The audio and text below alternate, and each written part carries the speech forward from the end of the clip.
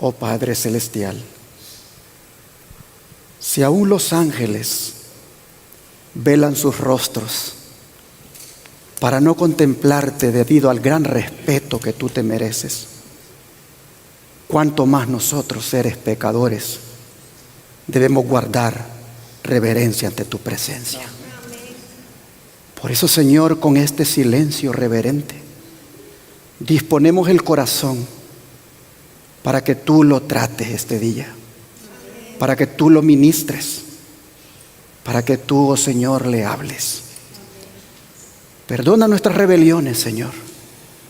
Perdona los prejuicios que hemos albergado. Perdona la actitud que hemos tenido. Al llegar aquí ahora y saber delante de quién estamos, sabemos, Señor, que debemos humillarnos y despojarnos de toda inmundicia y de toda iniquidad. Por eso, Señor, amparados en el gran sacrificio de Jesús, por fe en ese sacrificio, nosotros hoy te decimos: Padre, gracias por salvarnos, gracias por aceptarnos, gracias por recibirnos y gracias por hablarnos hoy con el mensaje que muy pronto oiremos. Señor, que tu presencia esté en medio de nosotros, pero sobre todo dentro de nosotros. Lo pedimos en el nombre de Jesús. Amén. Este día quiero referirme al tema de nuestro Congreso Campestre que recién acaba de terminar, como es el que tuvo por título Preparándonos para la gran crisis final. Ya es costumbre que su servidor siempre predica después del Congreso el sermón que hubiera predicado allí. Casi siempre me gusta que los que llegan como invitados, ellos tomen el tiempo y su servidor predica el sermón un sábado después. El propósito de este congreso era prepararnos como pueblo para las escenas finales de la historia. Prepararnos en el área espiritual, en el área de la salud y en el área de la agricultura, para cooperar con Dios en nuestra supervivencia. Pues la gran crisis final, hermanos y hermanas, estará marcada por más pandemias. Ustedes pueden ver ahí desastres naturales. Estará marcada la gran crisis final por boicot económicos, por hambre, por persecución a causa de nuestra fe. En esta crisis, el sábado y el domingo estarán en pugna. La verdadera adoración será prohibida y la falsa adoración será demandada. De manera que cuando hablamos de la gran crisis final, definitivamente que debemos prepararnos. Jesús se refirió a esta gran crisis de la siguiente manera. Abramos la Biblia en Mateo capítulo 24, versículo 9.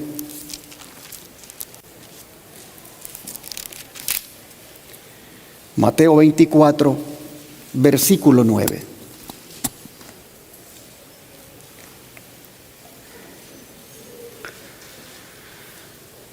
Dijo Jesús: entonces os entregarán a tribulación y os matarán y seréis aborrecidos de todas las gentes por causa de mi nombre.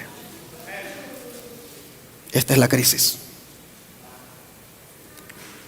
Esta es la crisis para la cual tenemos que prepararnos. Ahora ve el versículo 20 al 22. Orad pues que vuestra huida no sea en invierno ni en día sábado. Porque habrá entonces gran tribulación, cual no la ha habido desde el principio del mundo hasta ahora, ni la habrá. Y si aquellos días no fuesen acortados, nadie sería salvo. Mas por causa de los escogidos, aquellos días, ¿qué cosa, hermanos? Damos gloria a Dios. ¿Por causa de quiénes? Oh, hermanos, Jesús, si ustedes se fijan, se está refiriendo a la crisis final como la gran tribulación. Tribulación que no ha habido una como ella, ni la habrá. El término tribulación, en el idioma original griego de donde ha sido traducida, es tlipsis. Pero tlipsis significa oprimir, angustiar, presión y apretar. Los griegos la usaban para describir la presión que se hace sobre las uvas para extraerle el vino. De manera que Jesús no pudo haber escogido otro término que describiera de una manera tan vívida la presión de la persecución constante que habrá sobre el pueblo de Dios. Persecución que, como hemos leído, dará inicio con una entrega. Es decir, con una traición. ¿Por parte de quién va a ser esa traición? Vamos a siempre Mateo capítulo 10, versículos 21 y 22.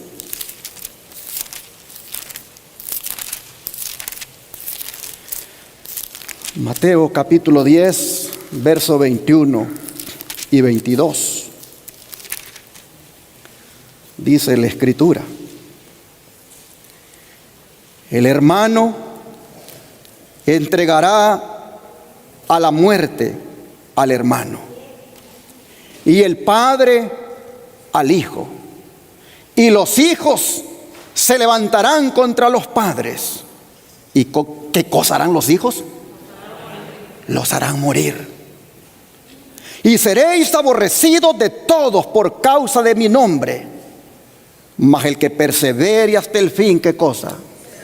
Este será salvo. Ay, hermanos y hermanas, con estas palabras el Señor nos anticipa que los enemigos del hombre serán, ¿qué cosa? Los de su misma casa. Yo les pregunto, ¿estamos preparados para esta crisis?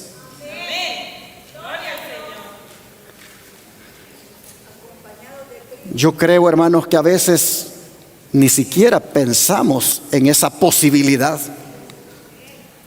de que mi hijo me entregue, o de que yo entregue a mi hijo.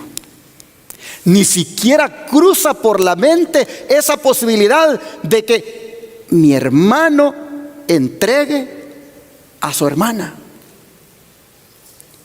A veces nosotros ni siquiera le damos cabida en nuestra mente a eso. Pero el Señor está diciendo que pasaremos por eso. Oh, hermanos y hermanas,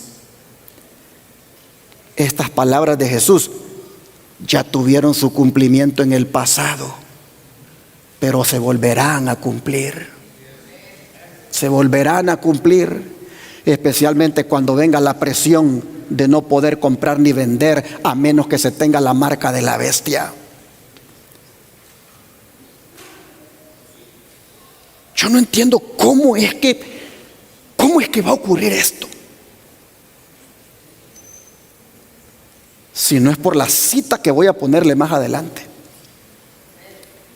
Pero que tu esposa te entregue, hermano. Que tu esposo te entregue. Que tus hijos te entreguen, te traicionen, te entreguen. Eso no cabe cabe en la mente.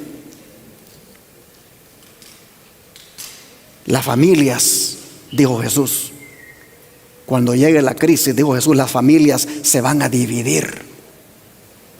Por eso yo creo, hermanos y hermanas, yo creo que es importante que hagamos un compromiso con Dios, pero de verdad, un compromiso con el Señor, de que en la medida en que Él esté con nosotros y nosotros con Él, no vayamos a traicionar a nadie de nuestra familia.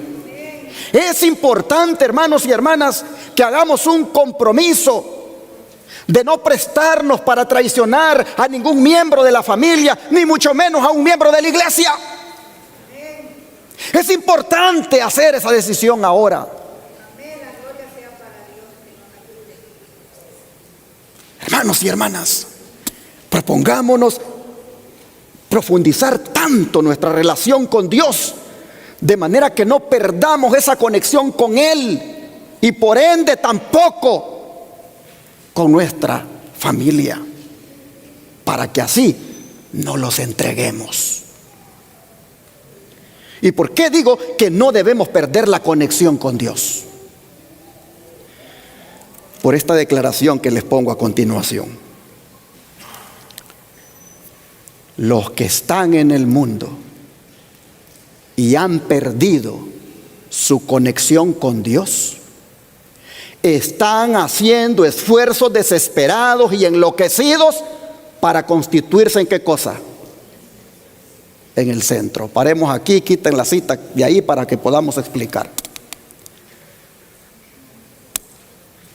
Los que están en el mundo y han perdido su conexión con Dios, están haciendo esfuerzos desesperados y enloquecidos para constituirse ¿en qué cosa? En el centro.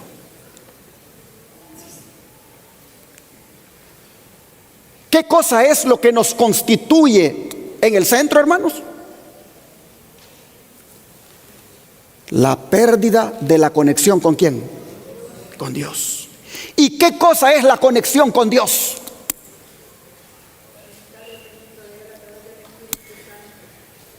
La conexión con Dios, hermanos y hermanas, es aquello que nos mantiene en contacto con Él. ¿Qué es lo que nos mantiene en contacto con Él? ¿La oración nos mantiene en contacto con Dios? ¿Estudiar las Escrituras nos mantienen en un contacto con Dios? ¿Cantarle al Señor nos mantiene en contacto con Dios? ¿Congregarnos nos mantiene en contacto con Dios? ¿Hablarle a otros de Jesús nos mantiene en contacto con Dios? Hermanos y hermanas, eso nos conecta con el Señor. Pero cuando no se hace eso, dice aquí el don de profecía, cuando se pierde esa conexión con el Señor, el hombre se constituye ¿en qué cosa? En el centro. ¿Y qué es lo que hace? Ahora sí, sigamos leyendo la cita. ¿Qué es lo que hace esa persona que se constituye en el centro? Esto, dice, los hace desconfiar el uno del otro, a lo cual sigue ¿qué cosa? El crimen. Así que la antesala del crimen es ¿qué cosa? El egoísmo. La antesala del crimen es el yo. Cuán importante es, hermanos y hermanas, que el yo muera cada día. Cuán importante es que, como Pablo, digamos, ya no vivo yo, mas vive Cristo en mí. Porque el yo, hermanos y hermanas, me hace ser el centro de todo y me hace que cometa hasta un crimen. Sigue diciendo, los reinos del mundo se dividirán contra sí mismos, irán escaseando poco a poco a quienes actúen como cuerdas de simpatía para vincular a los hombres con lazos de hermandad. El egoísmo natural del corazón humano será ¿qué cosa? Desarrollado por Satanás. ¿Se acuerdan cuando Pablo dijo allá en 2 Timoteo 3:2? que habrían en los últimos días tiempos peligrosos? Les pregunto, ¿ya llegamos a esos tiempos peligrosos? Pero ¿quién ha convertido en peligrosos estos tiempos? ¿Quién los ha convertido en peligrosos? Los mismos hombres, los mismos seres humanos. ¿Cuándo es que los seres humanos convirtieron los tiempos en tiempos peligrosos? Cuando hicieron de ellos, dice, el centro. Dice Pablo, vendrán tiempos peligrosos, porque habrán hombres, dice, ¿qué cosa? Amadores de ¿qué? De sí mismos. Es decir, los hombres se convertirán en el centro, se volverán egoístas, se amarán a sí mismos, y por lo tanto de ahí les proviene aquello de convertirse en criminales. Mis hermanos, Satanás, por supuesto, está detrás de todo esto. Por eso sigue diciendo la cita que él, o sea, Satanás, usará las voluntades incontroladas y las pasiones violentas que nunca fueron puestas bajo el dominio de la voluntad de Dios. La mano de cada hombre se extenderá contra su semejante. El hermano se levantará contra el hermano, la hermana contra la hermana, los padres contra los hijos y los hijos contra los padres. Todo estará en confusión. Parientes se traicionarán el uno al otro. Habrá maquinaciones secretas para destruir la vida. Se verá por todas partes destrucción, miseria y muerte. Ha llegado el tiempo cuando habrá en el mundo un dolor que ningún bálsamo humano puede curar. Mensajes Selectos, tomo 3, página 478. Así le he revelado a la mensajera del Señor la condición de la humanidad, la condición de los seres humanos y aún de las familias en el tiempo del fin. Pero hermanos y hermanas, ¿ante quiénes entregarán un pariente a otro y cómo manejará Dios esa situación? Vea los versículos 17 al 20 y aquí mismo del capítulo 10.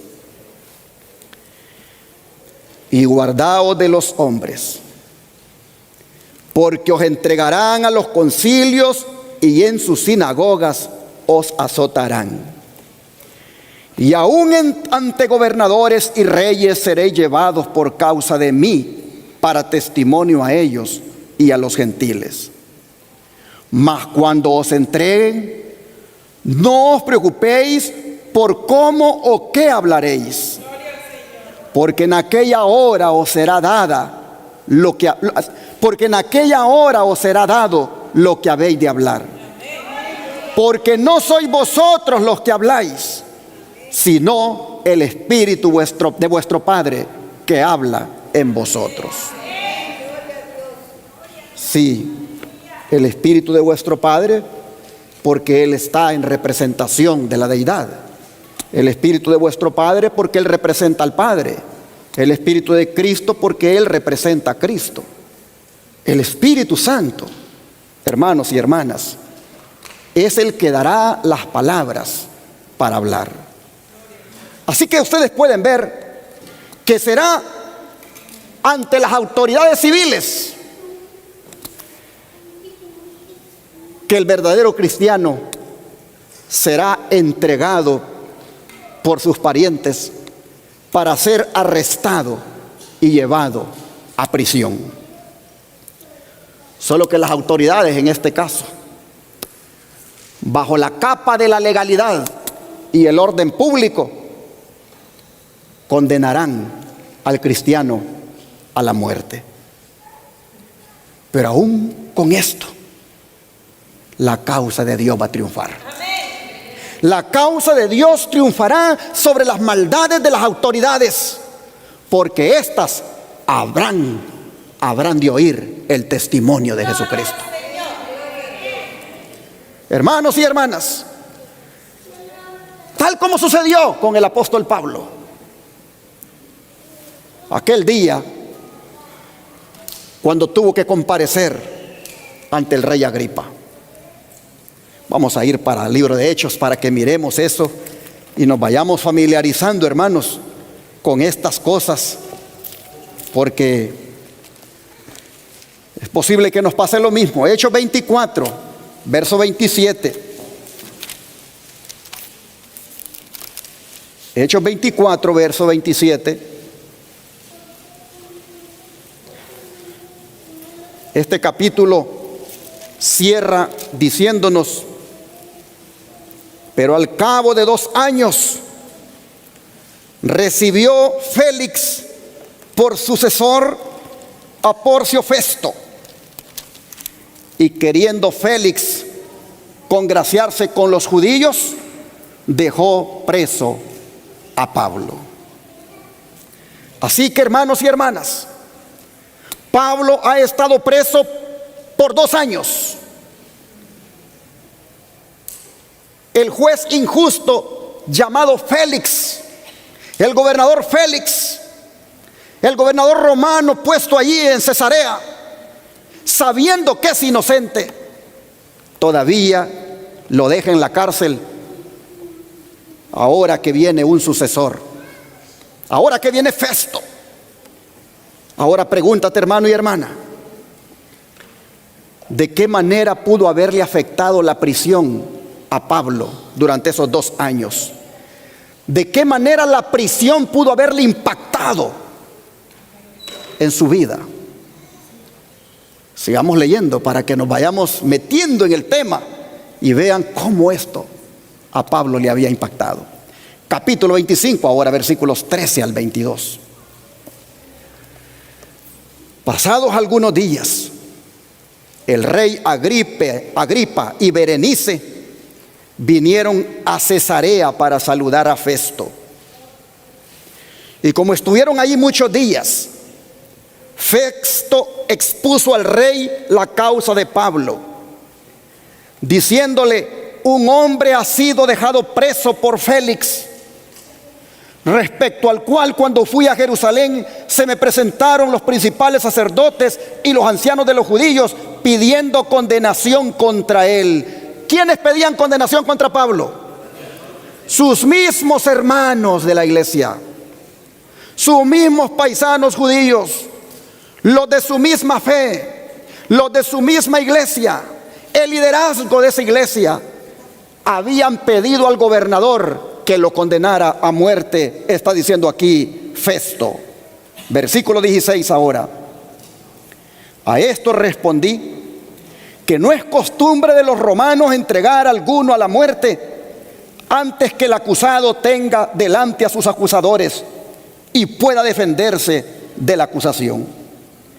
Así que habiendo venido ellos juntos acá sin ninguna dilación, al día siguiente, sentado en el tribunal, mandé traer al hombre. Y estando presentes los acusadores, ningún cargo presentaron de lo que yo sospechaba, sino que tenían contra él ciertas cuestiones acerca de su religión y de un cierto Jesús ya muerto, el que Pablo afirmaba estar vivo. Yo, dudando en cuestión semejante, le pregunté si quería ir a Jerusalén y allá ser juzgado de estas cosas. Mas como Pablo apeló para que se le reservase para el conocimiento de Augusto, mandé que le custodiasen hasta que le enviara yo a César. Entonces Agripa dijo a Festo: yo también quisiera oír a ese hombre. Y él le dijo: ¿qué cosa? Mañana le oirás. Hermanos y hermanas, ¿qué haría usted si le comunican que tiene que comparecer ante el presidente de los Estados Unidos para hablar frente a él? ¿Cómo usted se sentiría? Se sentiría nervioso, nerviosa. ¿Cómo usted se sentiría si su vida va a depender de lo que usted diga allí?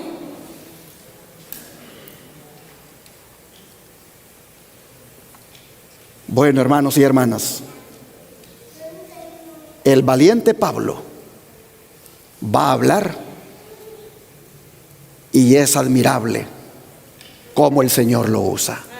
Vamos a leer ahora el versículo 23 en adelante y todo el capítulo 26 para que el testimonio glorifique el nombre de Dios. Dice el verso 23: al otro día, viniendo Agripa y Berenice con mucha pompa, y entrando en la audiencia con los tribunos y principales hombres de la ciudad, por mandato de Festo, fue traído Pablo. Pablo, hermanos, va a predicarle a una congregación de los más grandes que puedan haber en aquel lugar. Hay un rey con su mujer, hay un gobernador que representa al imperio, hay tribunos que son autoridades también romanas, y hay hombres principales. Va a predicarle a una congregación de grandes. Va a presentar su defensa de lo que él profesa, de quién es él. Llama la atención que dice que Agripa y Berenice entraron con mucha pompa. Entraron también los tribunos, los hombres principales de la ciudad, y luego va entrando el hombre encadenado, Pablo. Todas las miradas están sobre él. ¿Quiénes son los que van a oír el testimonio? ¿Quiénes son los que han de juzgar su caso? Agripa y Berenice. La historia dice que eran hermanos carnales y vivían como marido y mujer. Hombres corruptos moralmente. Berenice había estado casada con su tío. Su tío había muerto y ahora había venido a vivir con su hermano Agripa para ser mujer de él. Cuando, dice la historia, no soportaron las críticas, ella viene y se casó con otro, pero a los días se divorció y vuelve con Agripa. Después, estando con Agripa, fue a ser concubina del emperador Tito. La historia dice que Tito llegó a amarla, pero los senadores de Roma le prohibieron que la tuviera como concubina, y aunque sintió mucho la partida, tuvo que regresar con Agripa. Estos son los hombres que van a juzgar al Hijo de Dios. Estos son los hombres que han de determinar si ese hombre está en lo correcto, en lo que predica, en lo que cree. Hombres corruptos moralmente. La pompa de ellos contrasta con la humildad del Hijo de Dios. Pero sigamos leyendo. Dice: entonces Festo dijo: Rey Agripa y todos los varones que estáis aquí juntos con nosotros, aquí tenéis a este hombre respecto del cual toda la multitud de los judíos me ha demandado en Jerusalén, y he aquí dando voces que no debe vivir más. ¿Quiénes pedían que no viviera más el cristiano? Su iglesia, sus mismos hermanos, los de su misma fe. La multitud de los judíos, dice, habían demandado que él no viviera más. Hermanos y hermanas, estamos estudiando acerca de que hay que prepararnos para la crisis final. La crisis final tiene este elemento de denuncia, elemento de difamación, elemento de traición, elemento de comparecencia ante autoridades. ¿Estás preparado para esa crisis?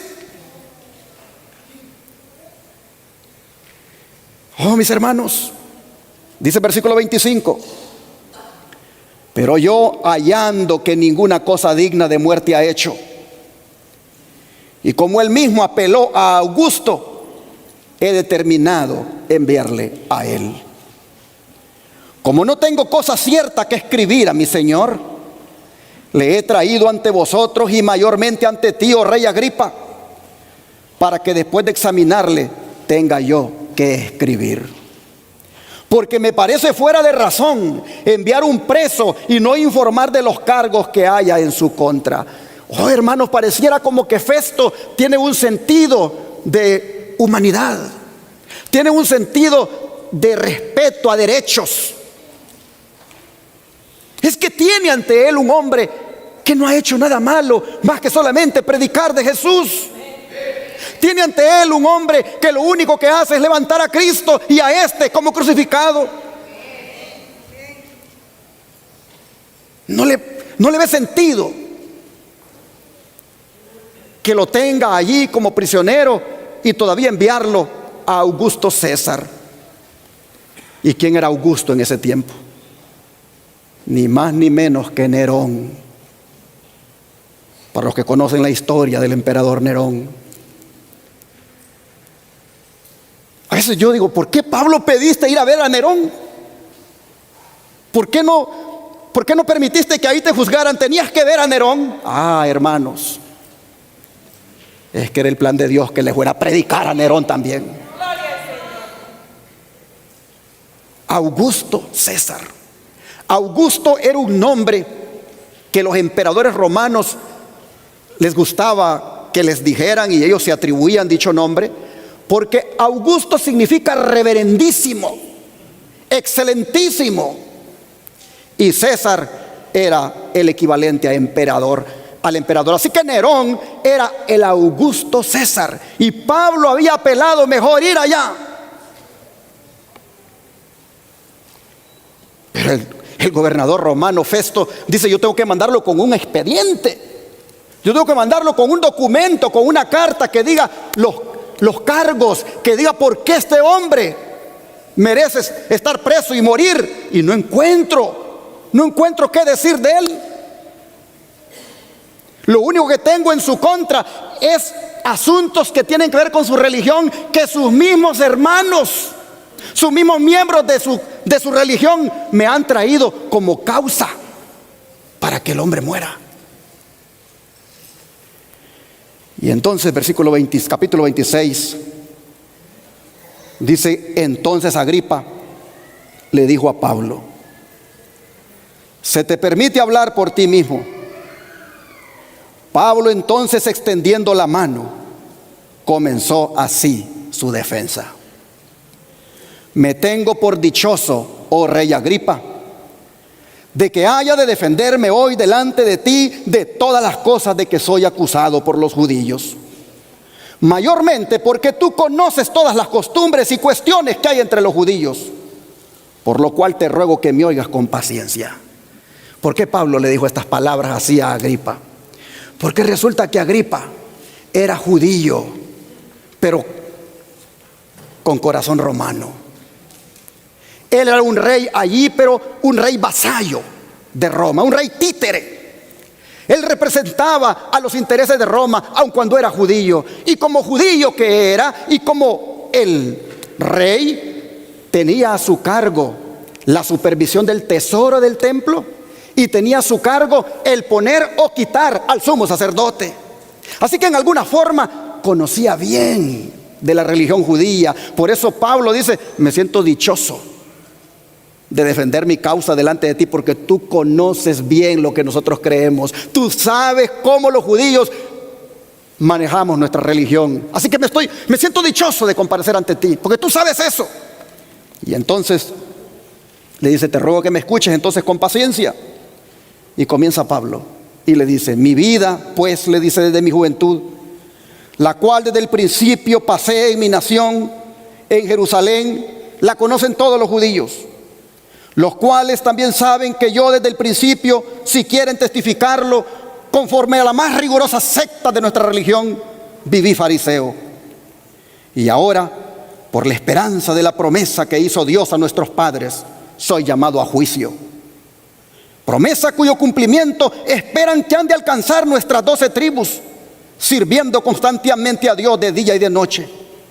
Por esta esperanza, oh rey Agripa, soy acusado por los judíos. qué?, le dice, ¿se juzga entre vosotros cosa increíble que Dios resucite a los muertos? Oh, mis hermanos, Pablo hablaba de un Cristo crucificado, pero también de un Cristo resucitado. De un Cristo que había muerto, pero que ahora vive y permanece para siempre. Los fariseos, los saduceos, les molestaba saber eso. No querían escuchar que Cristo estuviera vivo. Pablo les dice: ustedes como autoridades se van a dignar a juzgar estos asuntos, que tú bien sabes que entre nosotros creemos en la resurrección. Yo predico de un Cristo que está vivo. Oh, hermanos. Entonces dice Pablo, continúa hablando: yo, le dice, ciertamente había creído mi deber hacer muchas cosas contra el nombre de Jesús de Nazaret, lo cual también hice en Jerusalén. Yo encerré en cárceles a muchos de los santos, habiendo recibido poderes de los principales sacerdotes. Y cuando los mataron, yo di mi voto. Es decir, yo di, dice Pablo, mi consentimiento, como rabino, como fariseo que era. Y muchas veces, dice el verso 11, castigándolos en todas las sinagogas, los forcé a blasfemar. Y enfurecido sobremanera contra ellos, los perseguí hasta en las ciudades extranjeras. Ocupado en esto iba yo, dice, a Damasco con poderes y en comisión de los principales sacerdotes. Cuando a mediodía, oh rey, le dice, yo creo que este estaba con la boca abierta, Agripa, escuchando esto. Cuando a mediodía, oh rey, le dice, yendo por el camino, vi una luz del cielo que sobrepasaba el resplandor del sol, la cual me rodeó a mí y a los que iban conmigo. Y habiendo caído todos nosotros en tierra, oí una voz que me hablaba y decía en lengua hebrea: Saulo, Saulo, ¿por qué me persigues? Dura cosa te es dar coces contra el aguijón. Yo entonces dije: ¿quién eres, Señor? Y el Señor dijo: yo soy Jesús a quien tú persigues. Pero levántate y ponte sobre tus pies, porque para esto he aparecido a ti, para ponerte por ministro y testigo de las cosas que has visto y de aquellas en que me apareceré a ti, librándote de tu pueblo y de los gentiles a quienes ahora te envío, para que abras sus ojos, para que se conviertan de las tinieblas a la luz y de la potestad de Satanás a Dios, para que reciban por la fe que es en mí perdón de pecados y herencia entre los santificados. Este era el mensaje. Esta era la comisión, dice Pablo, que el Señor me encomendó ese día que se me apareció. Agripa está escuchando que ahí tiene un hombre frente a él, que es un hombre con propósito. Agripa y todos los demás están oyendo que es Jesús el que le ha encomendado a este hombre que predique lo que predica.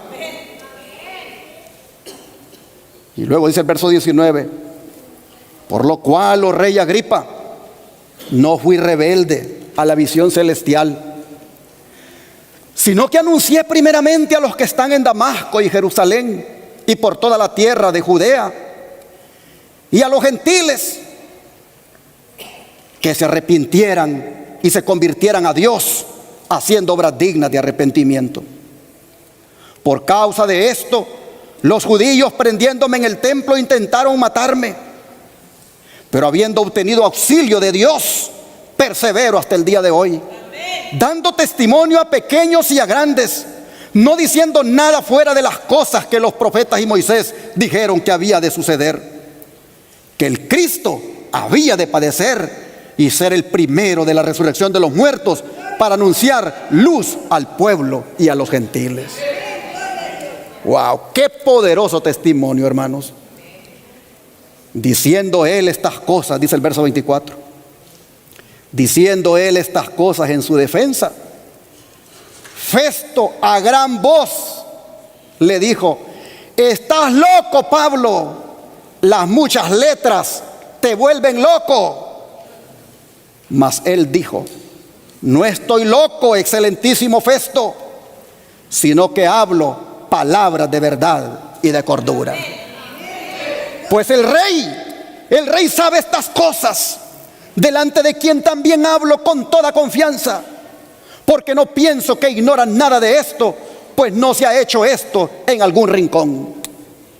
¿Crees, oh rey Agripa, a los profetas? Yo sé que crees. Entonces Agripa dijo a Pablo: por poco me persuades a ser cristiano. Y Pablo dijo: quisiera Dios que por poco o por mucho, no solamente tú, sino también todos los que hoy me oyen, fueran hechos tal cual yo soy, excepto estas cadenas. En otras palabras le dice: no solamente tú, sino que todos los que están oyéndome, Dios quiere que sean cristianos. Cuando había dicho estas cosas, se levantó el rey y el gobernador y Berenice y los que se habían sentado con ellos. Y cuando se retiraron aparte, hablaban entre sí diciendo: ninguna cosa digna de muerte ni de prisión ha hecho este hombre. Y Agripa dijo a Festo: podía este hombre ser puesto en libertad si no hubiera apelado a César. Hermanos y hermanas, Pablo ha terminado su testimonio en el verso 29 y ha dejado convencidas a las autoridades de su inocencia. Pero qué valentía la de Pablo, ¿no es cierto? Qué valentía la de Pablo. Pregúntate ahora: ¿cuánta valentía tú tienes para testificar por Cristo? ¿Cuánta valentía tú tienes para hablar de tu Señor y Salvador? ¿Cuánta valentía tú tienes para hablar del Jesús que te salvó con tus compañeros de trabajo? ¿Cuánta valentía tú tienes para hablar de Cristo con tus vecinos? ¿Cuánta valentía tú tienes para hablar de Jesús a tu maestro de escuela, a tus compañeros de escuela? ¿Cuánta valentía tú tienes, hermano, hermana, para impactar a las personas con el testimonio de lo que Jesús ha hecho y está haciendo en tu vida? La historia de Pablo ha sido inspiradora y otros cristianos la han imitado. Han decidido valientemente testificar por Cristo y se va a repetir en los días finales. Y es posible que se repita contigo o conmigo, porque por conducto, ya hemos leído, por conducto de algunos familiares o hermanos en la fe, seremos traicionados y entregados a la autoridad para ser juzgados. Pero hermanos y hermanas, como Pablo también, vamos a levantar el nombre de Cristo. Y no tendremos que ensayar. No tendremos que ensayar lo que vamos a decir, porque el Espíritu Santo nos dará sabiduría sobre lo que hemos de hablar, para que así solo el nombre de Cristo sea glorificado. Yo me he preguntado, ¿de verdad queremos estar vivos cuando Cristo venga?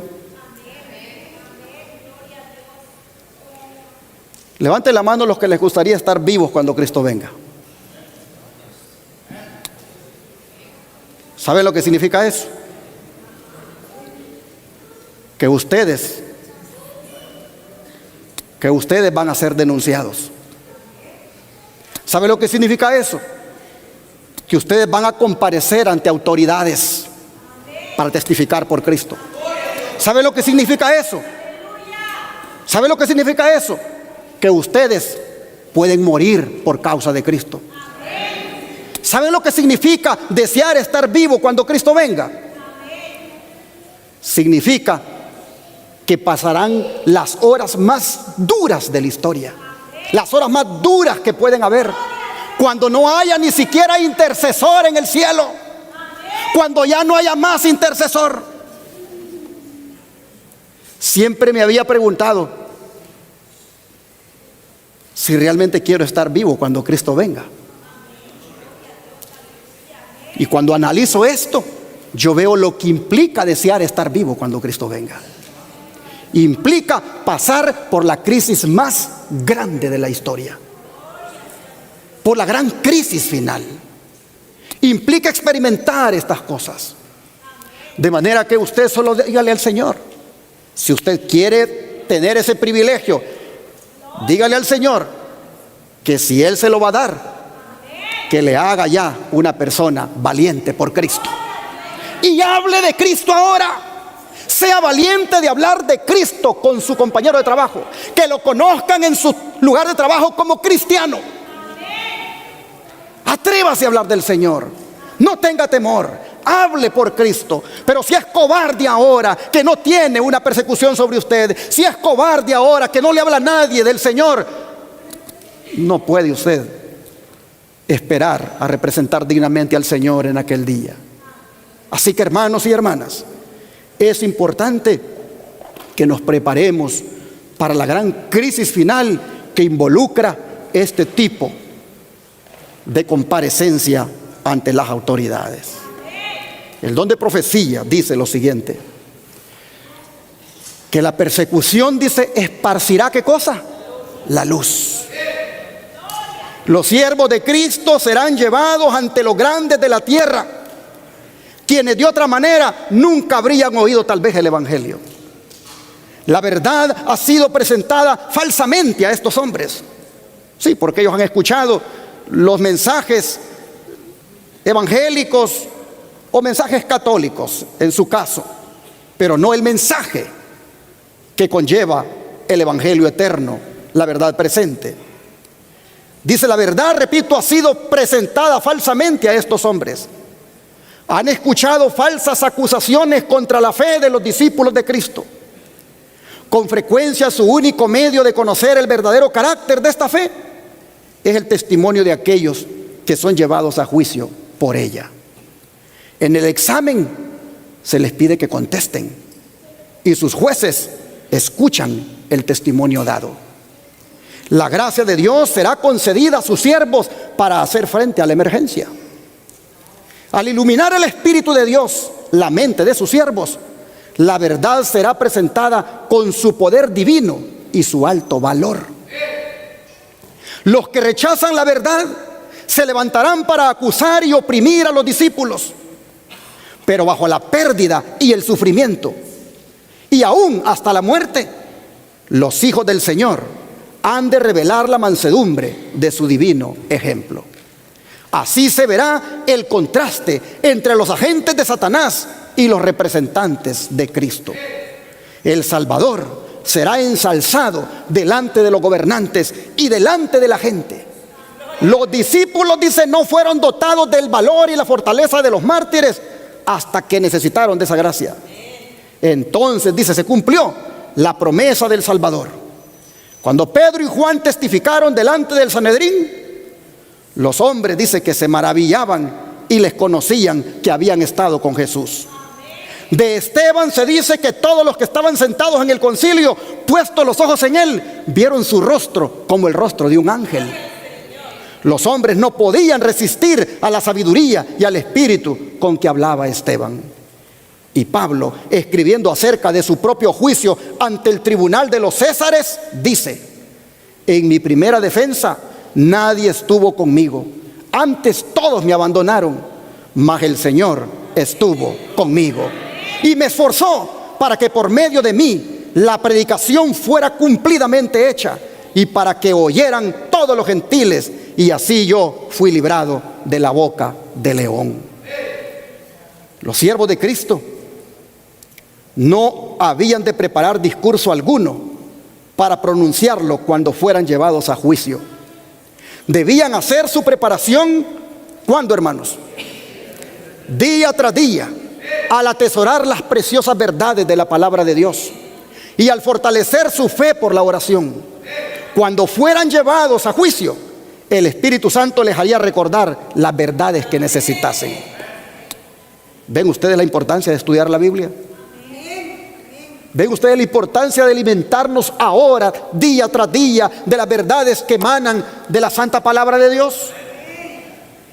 Porque esas verdades el Señor las va a traer a la mente cuando estemos ante gobernadores, ante autoridades. Dice, un esfuerzo diario y ferviente para conocer a Dios y a Jesucristo, a quien Él envió, iba a impartir poder y eficiencia al alma. El conocimiento obtenido por el escrutinio diligente de las Escrituras iba a cruzar como rayo en la memoria al debido momento. Oiga esto, como rayo cruzaría, dice, en la mente, en su debido momento, lo que había que hablar. Pero si algunos, dice, hubiesen descuidado el familiarizarse con las palabras de Cristo y nunca hubiesen probado el poder de su gracia en la dificultad, no podrían esperar que el Espíritu Santo les hiciese recordar sus palabras. Habían de servir a Dios diariamente con afecto indiviso y luego confiar en Él. Así que, hermano, hermana, estudiemos más la Biblia. Metámonos más con el Señor. Apartemos tiempo, hermanos, todos los días para leer de la palabra, para que cuando nos toque ese momento de dar cuenta de nuestra fe ante autoridades, el Señor mande esa palabra a la mente y la digamos de memoria y de una manera convincente. Es necesario día tras día prepararnos. Cuando llegue el momento, no habrá tiempo de hacer un escrito, de ensayar lo que voy a decir. No, simplemente me paro allí y Dios me dará las palabras que un día estudié de las Escrituras.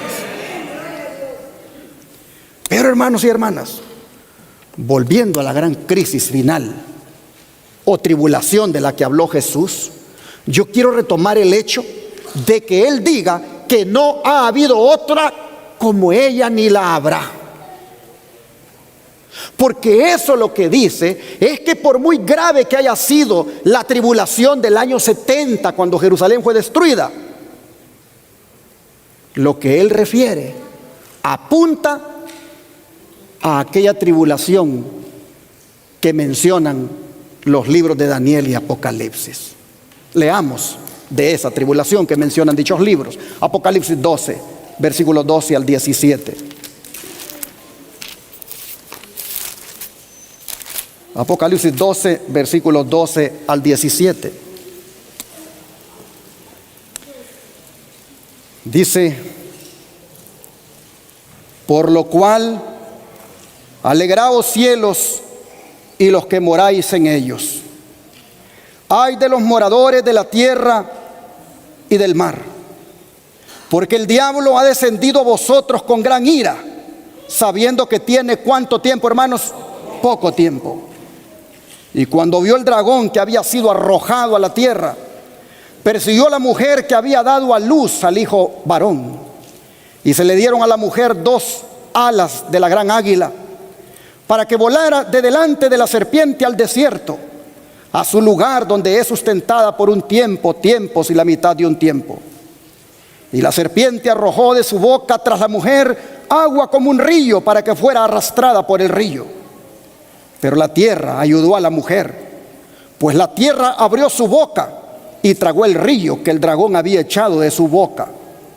Entonces el dragón se llenó de ira contra la mujer y se fue a hacer guerra contra el resto de la descendencia de ella, los que guardan los mandamientos de Dios y tienen el testimonio de Jesucristo.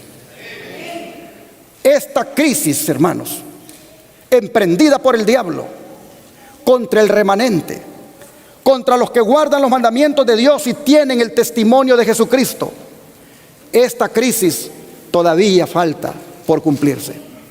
Ha habido persecución, sí, la hubo en ese periodo de tiempos y la mitad de un tiempo, pero contra los que guardan los mandamientos de Dios y tienen el testimonio de Jesucristo, todavía falta por verse. Esta crisis, esta persecución diabólica, este acoso, esta tribulación por la que el remanente ha de pasar, miren ustedes, es dirigida por el dragón, la serpiente antigua que se llama diablo y Satanás. Él no está enojado con todas las iglesias que se llaman cristianas, no. Él más bien quiere que se sigan levantando iglesias con ese nombre de cristianas. La ira de él es ¿contra quién? contra aquellos cristianos que guardan los mandamientos de Dios y tienen el testimonio de Jesucristo. En otras palabras, nosotros, que por la gracia de Dios creemos y predicamos que los mandamientos de Dios siguen vigentes y que se deben guardar. Y que al mismo tiempo creemos en el don profético que ha sido dado al pueblo remanente. Contra esos, Satanás se enoja. Ven ustedes cómo yo les voy poniendo Biblia y espíritu de profecía. Esas citas del espíritu de profecía que les pongo, eso es el testimonio de Jesucristo. Eso es el don profético. A Satanás no le gusta que los predicadores prediquen así. Satanás solo quiere que prediquen de la Biblia. Y estoy de acuerdo que de la Biblia deben emanar los mensajes. Pero cuando viene la explicación de la Biblia, cuando viene la aplicación de la enseñanza bíblica, el predicador comienza a dar sus interpretaciones, sus aplicaciones.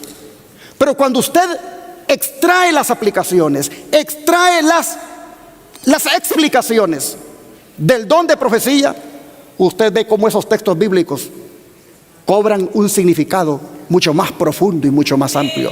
Y eso despierta a la gente, eso abre los ojos, y Satanás no quiere que prediquen así. Por eso los pastores adventistas, yo diría usados por Satanás, prohibieron que desde el púlpito se utilicen los escritos del don profético. Y por eso tienen a las congregaciones dormidas en cuanto a la reforma pro salud. Por eso tienen a las congregaciones completamente en la ignorancia en cuanto al plan de Dios para estos últimos días. Porque vienen con la escritura, agarran los sermones light, de pura motivación, de puro sentimentalismo, los hacen llorar y la gente sigue en el pecado y no hace un cambio en su vida. Se gozan con un Cristo que los salvó, se gozan con un Cristo que les perdona el pecado, pero no se gozan con un Cristo que les dice: si oyeres hoy mi voz, no endurezca tu corazón. Se enoja con un Cristo que les dice: ¿por qué me llaman Señor, Señor y no hacen lo que yo les digo? Ellos solo quieren un Cristo que perdone el pecado, que te salva por gracia, que te levante el ánimo. Solo ese Cristo quieren escuchar. Pero cuando vienes tú con la escritura y el don de profecía y te paras en el púlpito, tú ves cómo el espíritu de profecía te da por la cara. El espíritu de profecía te golpea. Pero es el Espíritu Santo el que te está golpeando, para que despiertes de tu letargo, para que mires tu condición y para que veas que es necesario que haya un arrepentimiento. Oh, hermanos y hermanas, contra eso dice que el diablo está enojado. Con los que creen en que hay que guardar los mandamientos y tienen el testimonio de Jesucristo, que es el don de profecía. Nuestra iglesia, hermanos y hermanas, no se baja de esa plataforma. Nuestra iglesia no se baja de ese pedestal a la ley y ¿qué cosa? Y al testimonio. El día que nuestra iglesia se baje de ese pedestal, pasaremos a ser iglesias nominales, compuestas de adventistas nominales. Pero en la medida en que como iglesia estemos parados en la plataforma de la verdad, a la ley y al testimonio, estaremos seguros. Oh, mis hermanos, aunque el diablo se enoje, aunque la ira la emprenda contra los que guardan los mandamientos y tienen el testimonio de Jesucristo, pero noten ustedes, el plan de Él es destruir. Y está preparando todos los escenarios para hacerlo. Vean lo que dice ahora Apocalipsis capítulo 13, verso 7. Porque aquí está a quienes Él utiliza, a quienes va a utilizar.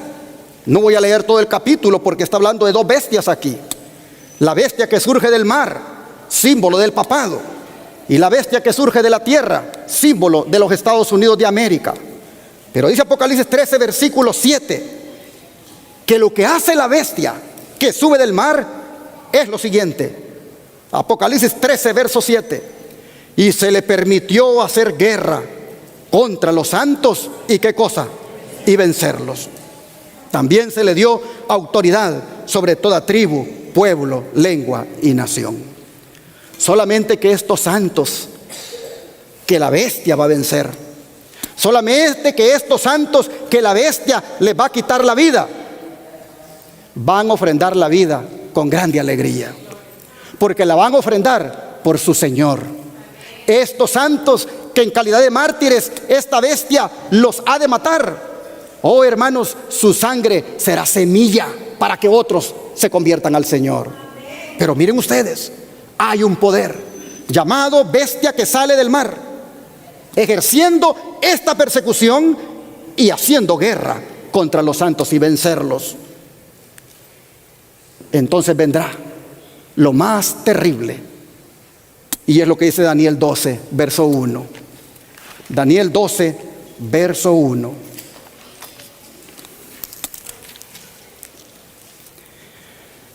En aquel tiempo se levantará, ¿quién, hermanos? Miguel, el gran príncipe que está de parte de los hijos de tu pueblo. Y será tiempo de angustia, cual nunca fue desde que hubo gente hasta entonces. Pero en aquel tiempo, ¿qué cosa? Será librado tu pueblo, todos los que se hallen escritos en el libro. Amén. Habrá un tiempo de angustia, cual no ha habido nunca, dijo Jesús, y Daniel también lo dice. Pero de ese tiempo de angustia, dice, el pueblo de Dios será libertado, especialmente los que se hallen escritos en el libro. Este gran tiempo de angustia, hermanos y hermanas, mencionado aquí, ¿saben cuándo va a ser? Cuando Cristo deje de interceder en el cielo, cuando el Espíritu de Dios se retire de los hombres. Entonces dará inicio a este gran tiempo de angustia. Entonces todos los habitantes de este mundo y aún los miembros de la iglesia remanente seremos angustiados como nunca, porque los poderes de las tinieblas que han sido retenidos hasta ahora descenderán sobre este mundo con una furia indescriptible. Habrá una escena de lucha tal que ninguna pluma podrá describirla, dice el libro El conflicto de los siglos. Los pongo acá. Cuando termine, dice el mensaje del tercer ángel, la misericordia divina no intercederá más por los habitantes culpables de la tierra. El pueblo de Dios habrá cumplido su obra, habrá recibido la lluvia tardía, el refrigerio de la presencia del Señor, y estará preparado para la hora de prueba que le espera. Los ángeles se apuran, van y vienen de acá para allá en el cielo. Un ángel que regresa de la tierra anuncia que su obra está terminada. El mundo ha sido sometido a la prueba final, y todos los que han resultado fieles a los preceptos divinos han recibido el sello del Dios vivo. Entonces Jesús dejará de interceder en el santuario celestial, levantará sus manos y con gran voz dirá: hecho es. Y todas las huestes de los ángeles depositarán sus coronas mientras Él anuncia en tono solemne: el que es injusto, sea injusto aún, y el que es sucio, sea sucio aún, y el que es justo, sea justo aún, y el que es santo, sea aún santo. Cada caso, cuando Él diga esas palabras, ha sido fallado para vida o para muerte. Cristo ha hecho propiciación por su pueblo y borrado sus pecados. El número de sus súbditos está completo. El reino y el señorío y la majestad de los reinos debajo de todo el cielo van a ser dados a los herederos de la salvación, y Jesús va a reinar como Rey de Reyes y Señor de Señores. Conflicto de los siglos, página 599. Aquí, hermanos y hermanas, llegará un momento en que vamos a quedar, o mejor dicho, aquí es cuando vamos a quedar sin intercesor en el cielo. Se acabó la gracia, se acabó el ministerio intercesor de Cristo. En esos momentos, por cuestión de tiempo no voy a leer todas las citas, porque apenas estoy en el slide 23 y son 43. Por cuestión de tiempo no las voy a leer, pero será en este momento cuando Satanás nos va a acosar como nunca, cuando la bestia y sus agentes nos van a perseguir como nunca, cuando las plagas estén cayendo, nos culparán a nosotros de que estén recibiendo esos castigos. Se emprenderá toda una batalla en contra del remanente con el fin de exterminarlo.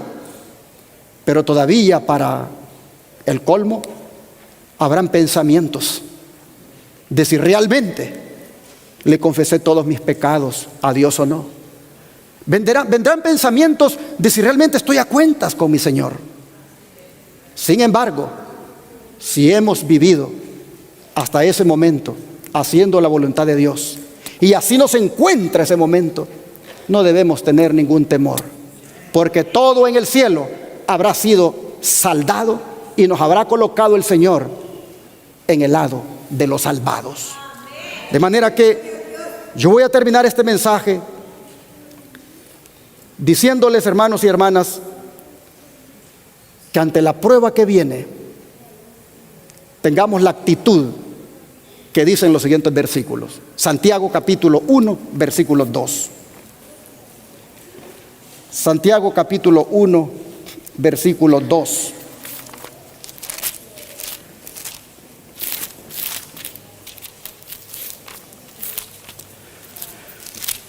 Vamos a leer 4 citas bíblicas en relación con este mensaje.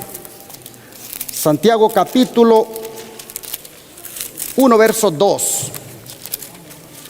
Dice así el apóstol: hermanos míos, tened por sumo gozo cuando os halléis en diversas pruebas, sabiendo que la prueba de vuestra fe produce ¿qué cosa? Paciencia. Mas tenga la paciencia su obra completa, para que seáis perfectos y cabales, sin que os falte cosa alguna. A ver, hermanos y hermanas, ¿con qué actitud debemos enfrentar la prueba que vendrá? Con gozo. ¿Ustedes creen que Pablo testificó aquel día con las piernas que le temblaban? No, Pablo dijo, me siento dichoso, dijo. Me siento dichoso de poder comparecer. Y cuando aquel dijo, por poco me persuades, yo quisiera, dijo, que no solo tú, sino todos estos que están aquí oyendo. Hermanos y hermanas, tened por sumo gozo cuando os halléis en diversas pruebas. No le tengas miedo a la crisis. Tened por sumo gozo, porque esa será la oportunidad de mostrar de qué material tú estás hecho. Si de hojarasca o de oro. Oh, hermanos, ojalá que entonces todos mostremos que somos un metal precioso. Ahora vean Jesús lo que dice en Juan 15, verso 20. Juan 15, verso 20. Acordaos de la palabra que yo os he dicho. El siervo no es mayor que su Señor. Si a mí me han perseguido, también a vosotros os perseguirán. Si han guardado mi palabra, también guardarán la vuestra. ¿Podemos esperar, hermanos, algo distinto a lo que Jesús sufrió? Si Él fue perseguido, dice, ustedes también serán perseguidos. Ahora vean Juan 16, versículo 2. Os expulsarán de las sinagogas, y aún viene la hora cuando cualquiera que os mate pensará que rinde servicio a Dios. Ahora vean el verso 33 de aquí mismo de Juan 16. Estas cosas os he hablado para que en mí tengáis paz. En el mundo tendréis aflicción, pero ¿qué cosa? Confiad, yo he vencido al mundo. El Señor es bien honesto con nosotros. El Señor no solo nos ofrece el cielo y un camino derechito para llegar a Él. El Señor es bien honesto y nos dice, en la medida en que ustedes me amen, en la medida en que ustedes guarden mis mandamientos, en la medida en que ustedes fielmente me representen, dice el Señor, padecerán persecución. Pero no se desanimen, confíen, dice, porque yo he vencido al mundo. Oh, hermanos y hermanas, tomando en cuenta esto, cerramos entonces con las palabras de Apocalipsis 2, verso 10. Apocalipsis 2, verso 10.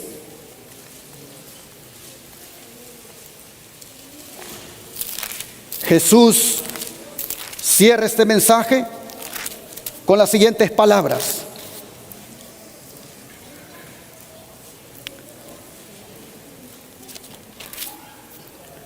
No temas en nada lo que vas a padecer. He aquí el diablo echará a algunos de vosotros en la cárcel para que seáis probados, y tendréis tribulación por 10 días. Sé fiel hasta la muerte, y yo te daré la corona de la vida.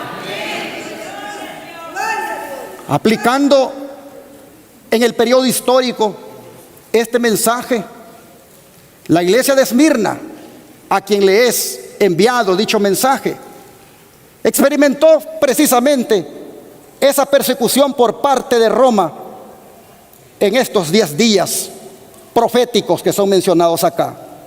Sin embargo, no debemos pensar que eso es algo que no se volverá a repetir, porque ya hemos visto que Satanás sabe que le queda poco tiempo y emprenderá contra el remanente un plan para destruirlo, y nuevamente la historia se repetirá. Y el Señor dice: no tengan miedo, no tengan miedo lo que van a padecer. Si van a ir a la cárcel, dice Jesús, por mí, no tengan miedo. Si van a perder la vida por mí, dice el Señor, no tengan miedo. ¿Por qué cosa?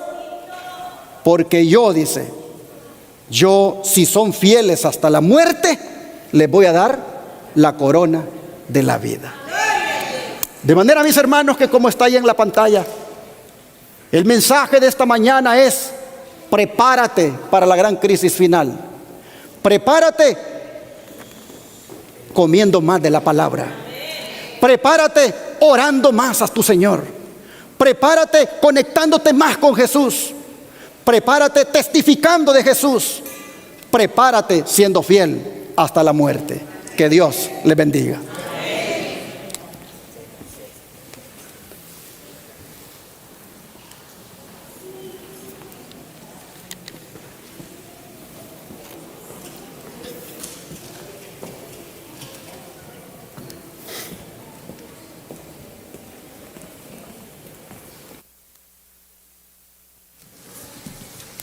Puestos en pie, cantaremos el himno 444.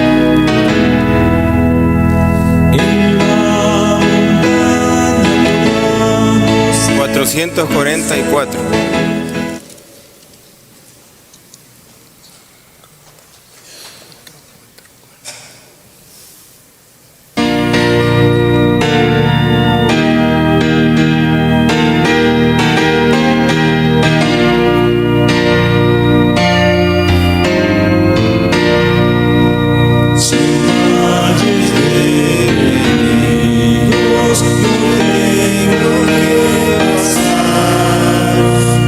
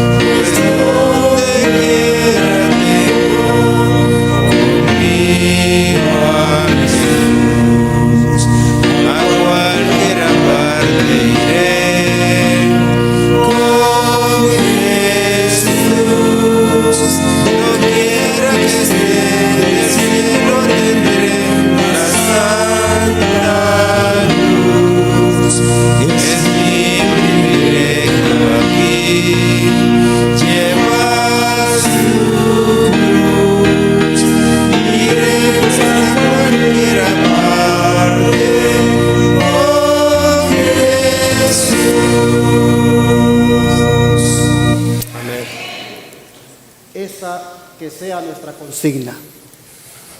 Nuestra consigna debe ser ir a cualquier parte con Jesús. A donde sea. Así como venimos con Él a la iglesia ahora en tiempos de libertad, que igual en los tiempos difíciles, ahí vayamos con Jesús. Si hemos de ir al calabozo, si hemos de ir a la mazmorra, o cárcel ya para decirlo en términos modernos, o si hemos incluso de ir a la muerte, el himno dice, ve a cualquier parte con Jesús. De manera que esta mañana vamos a encomendarnos a Jesús y a pedirle que nosotros siempre vayamos con Él y que Él siempre vaya con nosotros. Vamos a arrodillarnos para orar.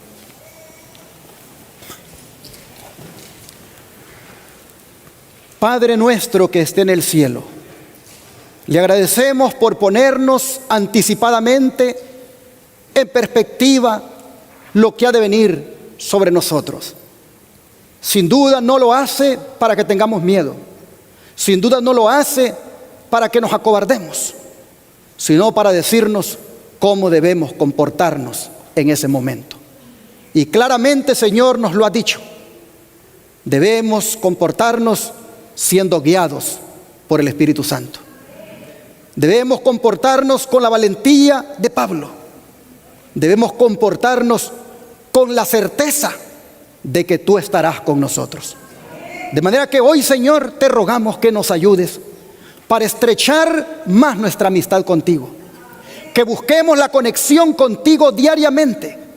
Que realmente, Señor, busquemos de ti a través de la oración y del estudio de la palabra esa conexión, para así no ser egoístas y no solamente pensar en nosotros, sino pensar en aquellos que necesitan oír este mensaje, pensar en aquellos que necesitan ser salvos. Y así, Señor, con ese grande amor, sigamos adelante predicando tu evangelio. Ayúdanos, Señor, como iglesia, a ser una iglesia fiel, a ser una iglesia remanente, a ser una iglesia que se destaca porque cree a la ley y al testimonio. Ayúdanos, Señor, a ser una iglesia que estrecha filas contigo, que no claudica entre la verdad y el error, sino que mantiene en alto la verdad. Ayúdanos, Señor, individualmente a serte fieles para recibir la corona de la vida. Te lo pedimos en el nombre de Jesús. Amén.